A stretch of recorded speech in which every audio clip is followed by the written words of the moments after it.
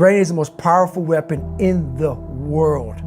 Once you put away your phones and your computers and all that we have nowadays, yeah, it's great. We're up to date.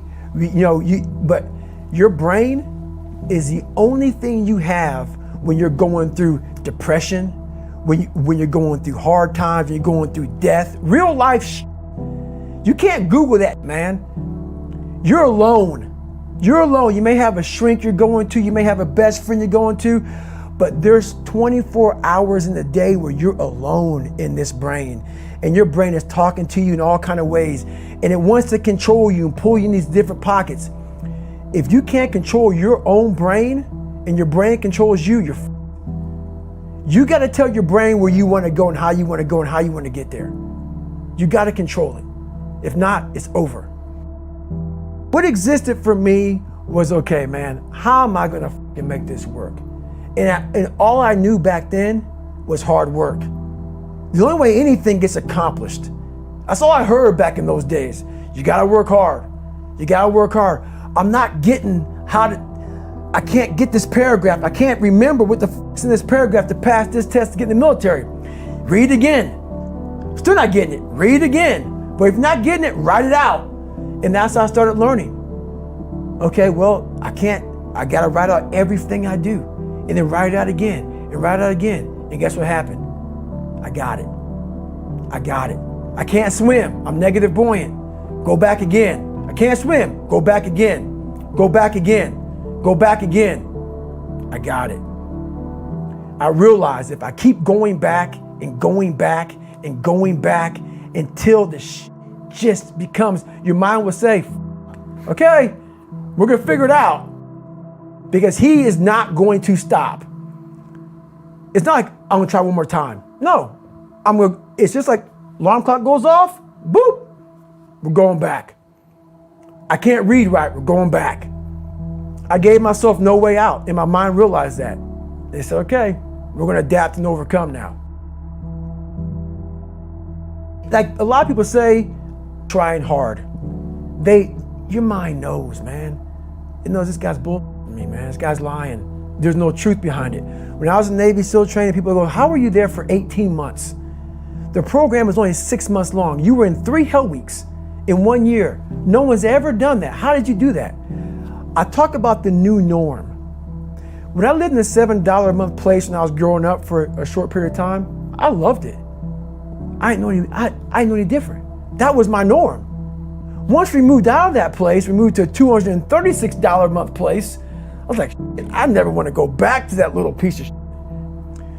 But if you go back to that $7 a month place and you realize this is where I live, this is all I got, your mind says, roger that, this is home. So when I was going through Navy SEAL training for 18 months and going back through all the hard parts over and over again, I told myself after the first time, I knew it was gonna be a long journey there. My body was breaking down. It was just how it was going on. I said, you know what, this is my new norm. So my mind said, it's like going to work. Like you go to work, you put your suit and tie on, I go into suffering every day. Every day suffering, being broken, duct taping my feet up, stress fractures, shin splints, being broken. This is my new norm. And your mind says, if we're not broken, this ain't normal. We gotta be broken. So then your mind starts to get tougher and tougher and more callous. People go, how did you run on broken feet? Broken shins. My mind knew this is how we operate. We're in Navy SEAL training. This is what we are. I became hell. And that became my new norm. I gave myself no way out. There was nothing outside these walls of hell. Nothing. I love God, but for a short period of time, I became the devil, because that was hell. I became the boss, the owner, the CEO of Navy SEAL training. That was my mindset. And that's how you get through things. You immerse yourself in wherever it is, and you become that. You become that and give yourself no way out. When I was 297 pounds and I was fat as hell trying to be a Navy SEAL, the scariest thing in the world to me, even to this day, was that could have been the rest of my life. I thought then I was trying hard. That's the scariest thing in the world. I thought then 297 pound, working for Ecolab, spraying for cockroaches, making $1,000 a month. I thought that was me at my 100% potential. Come to find out, a few years later, I wasn't anywhere near that. 106 pounds less, graduated Navy SEAL training, went on to do all these other things. Looking back on that, that was me trying hard. That's why people gotta understand, what is in us, we have no idea until we start trying hard. And I mean really trying hard, where you're obsessed with, hey, this is my new norm. My new norm is that, wow, this isn't always fun. It's not always meant to be fun. And that's when you know you're trying hard. People hear my story and think this guy is sadistic. I realized how the brain works. I figured out how the brain works. I'm a scared kid, and that's what gives me so much power. I had no foundation, and I built this off of just researching the mind. The feeling you get is basically invincibility. You realize that you can't do it all the time.